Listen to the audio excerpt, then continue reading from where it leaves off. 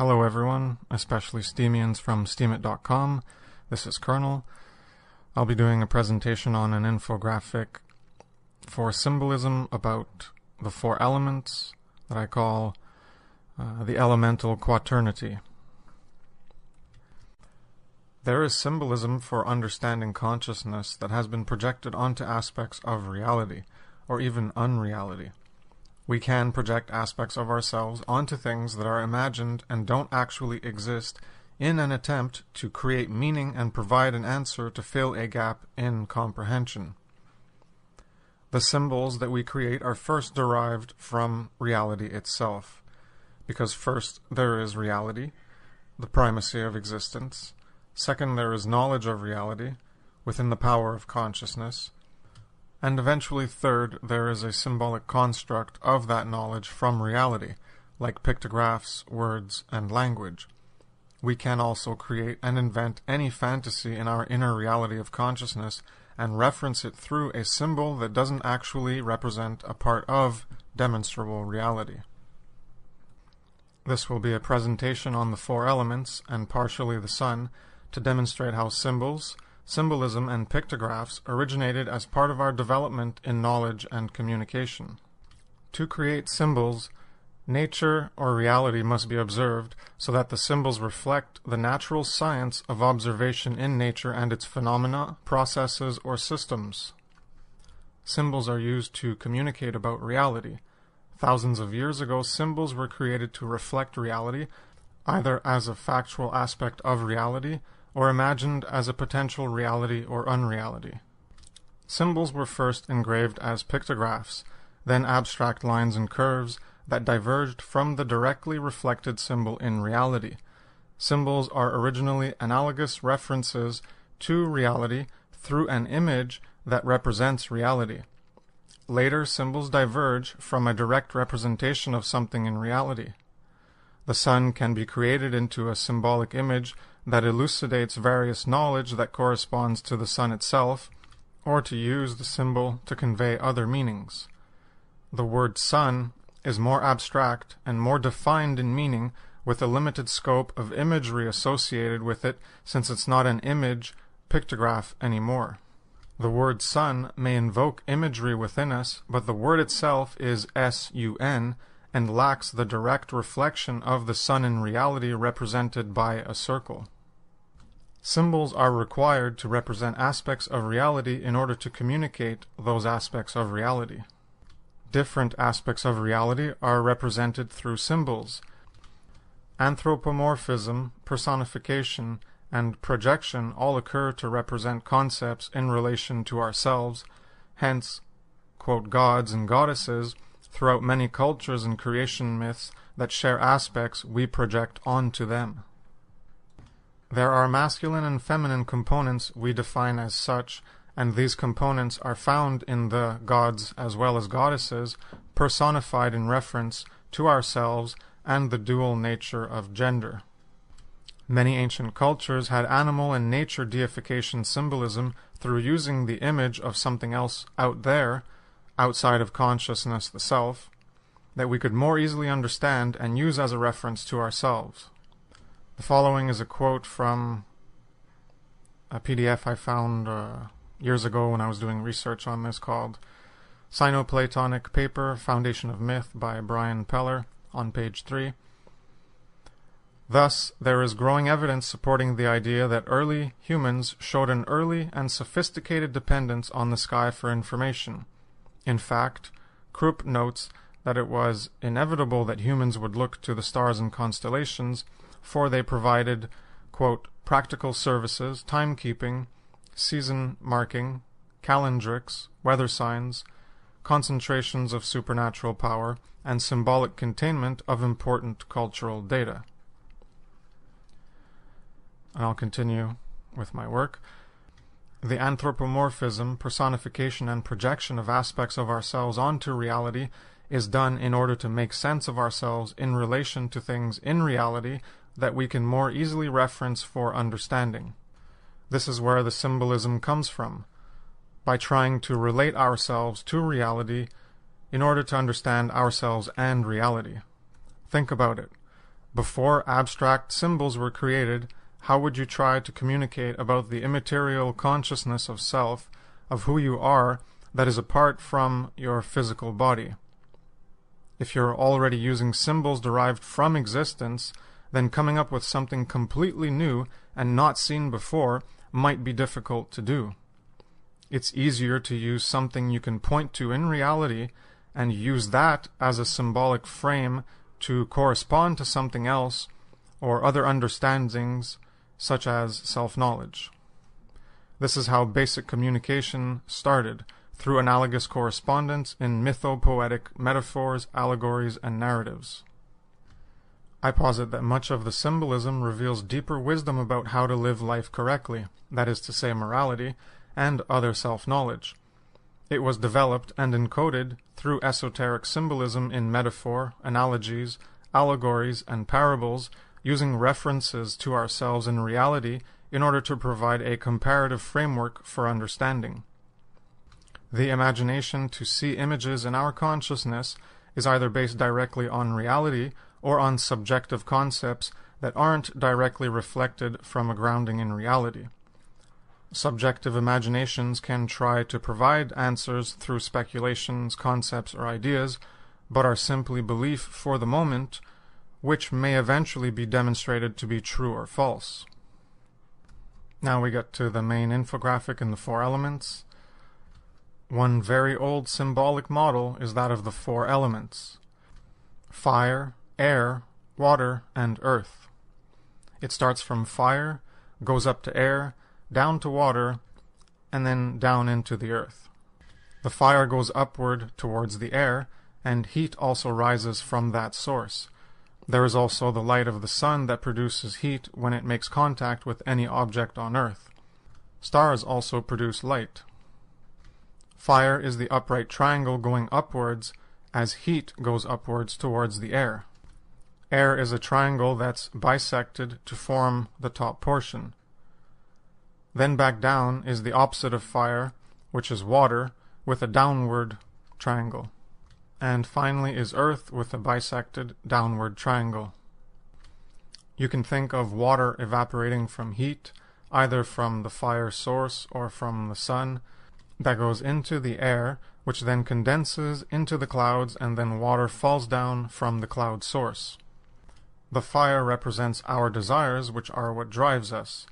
From the desires and cares of our inclinations, this goes up to the air, which are our thoughts. Our thoughts, and what we care to actualize, produce the deeds of water that fall to create the consequences on the earth. The deeds are many drops of water that flow through time like a stream. In between each element there is also a quality from that relationship. Between fire and air there is heat. Between air and water there is moisture. Between water and earth it is cold. Between earth and fire it is dry. Fire, sun, or light heats the air, or the wind, breath, or spirit that moves upon the surface of the waters and the earth to cause changes. Doesn't that sound like a description about a creation mythology? Hint: the Bible. The wind moves through high and low pressures with cold and heat, which are two of the qualities. The heat comes from a source of light, the sun or fire, and the light is truth or justice that stirs things up in order to create change. The heat makes the air move, which then moves upon the waters. The friction of the air and wind on the water creates waves and ripples to cause changes through time. These are our deeds and actions which cause changes through time. This is how nature itself works in reality that we can observe. The four elements are what make up reality, but not literally. We know that these four elements are not what make up literal reality, but in a symbolic sense they represent how we make reality through our actions. These are the four elements that make up our reality processing capacity that can be described through other symbolism such as the Trinity of Consciousness or the Trivium methodology. Instead of the Trinity of Consciousness, this is a quartering of consciousness with the four elemental forces. These are symbolic representations of us as beings that create into reality. Therefore, these four elements are what create reality because they represent us as we create into reality.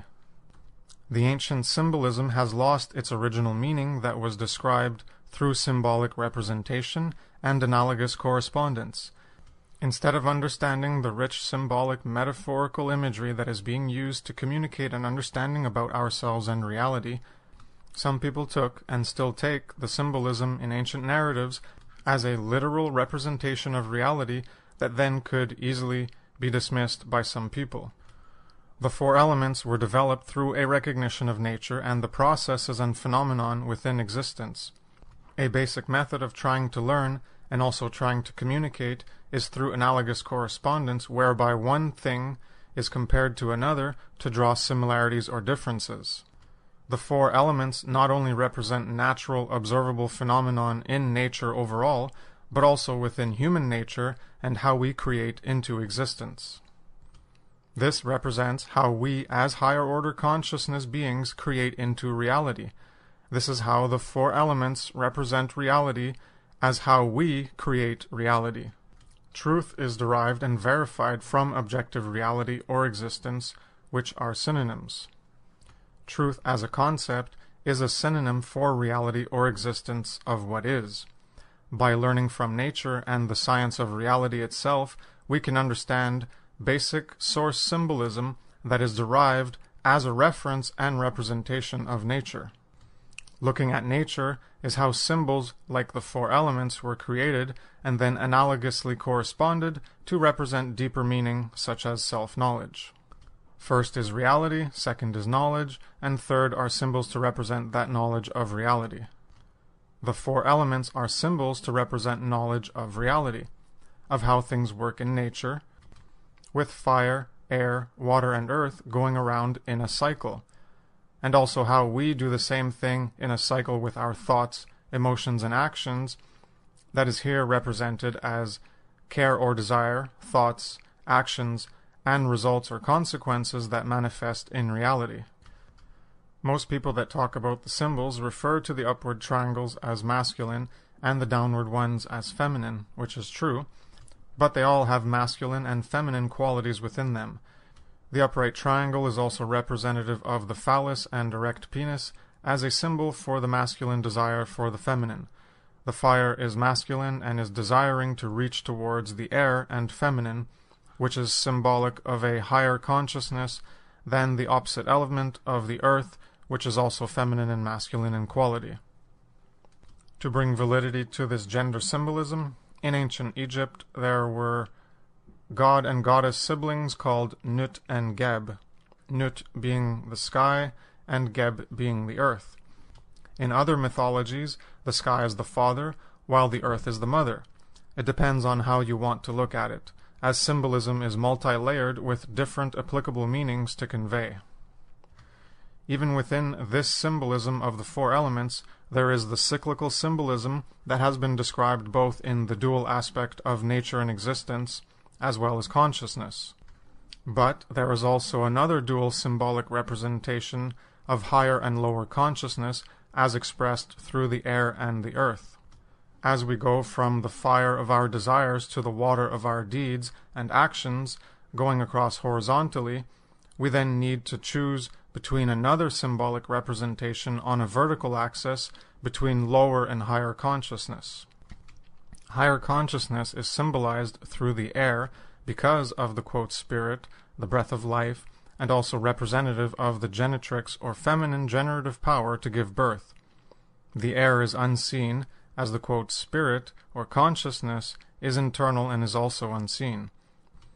The unseen, immaterial, non-physical, quote spiritual, breath of life, air, wind, is more of a feminine than masculine despite the upward triangle that some want to convey as only having masculine symbolism within the four elements. The two qualities of air represented as heat and moisture are also conveyed in the Egyptian mythologies through the gods of Shu, which was masculine and heat, and Tefnut, which was feminine and moist.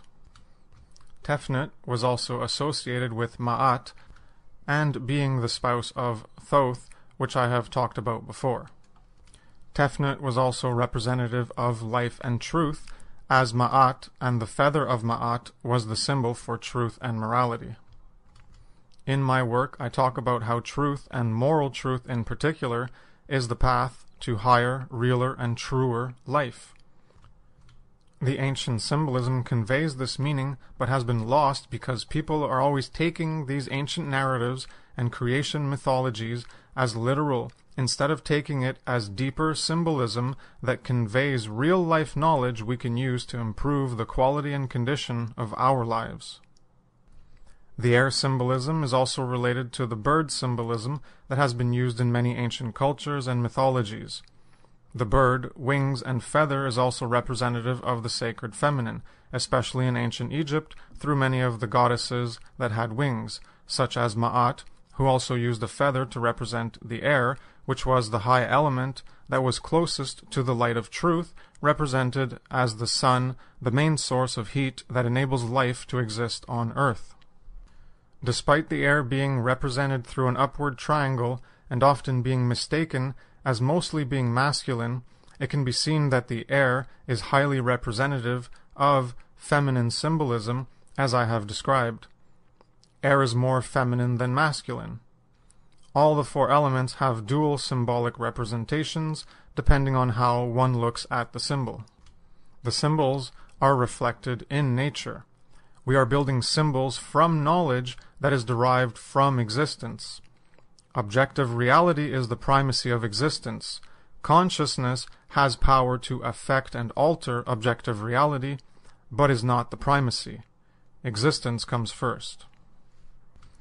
In looking at our reality, the lowest element we have is earth, and then on top of the earth are other things such as water. This is how it is most easily observed as being the reality around us. Fire is also on top of the earth. This is exactly how the symbolism is demonstrated in the infographic I made. There is water and fire on top of the earth, which naturally juxtaposes themselves on opposite sides with earth on the bottom, leaving the air to take up the natural position above. And this is exactly how the four elemental symbolic framework and model represents nature as well as ourselves as a consciousness. There are other models that purport to have the correct placement and change the order of things.